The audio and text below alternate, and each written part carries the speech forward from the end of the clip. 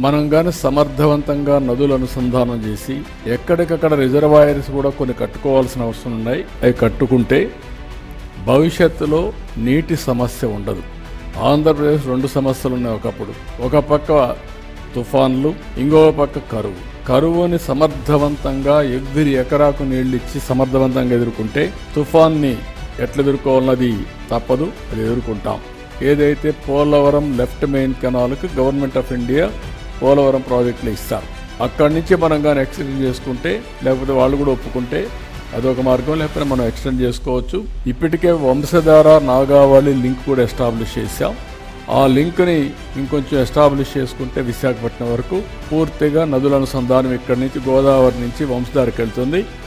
గోదావరి నుంచి కృష్ణ, ఈరోజు పట్టిసీమ ద్వారా కృష్ణాకు వస్తాయి.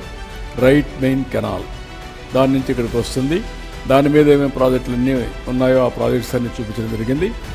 ఇక్కడ మీరు చూసినప్పుడు తుంగభద్ర, అదే మరి పైన మీకు వస్తే శ్రీశైలం, నాగార్జున సాగర్, పులిచింతల, అదే మరి ప్రకాశం బ్యారేజ్. ఇక్కడి నుంచి శ్రీశైలం నుంచి ఏ విధంగా వస్తున్నాయో అవన్నీ కూడా మీకు చూపించాం.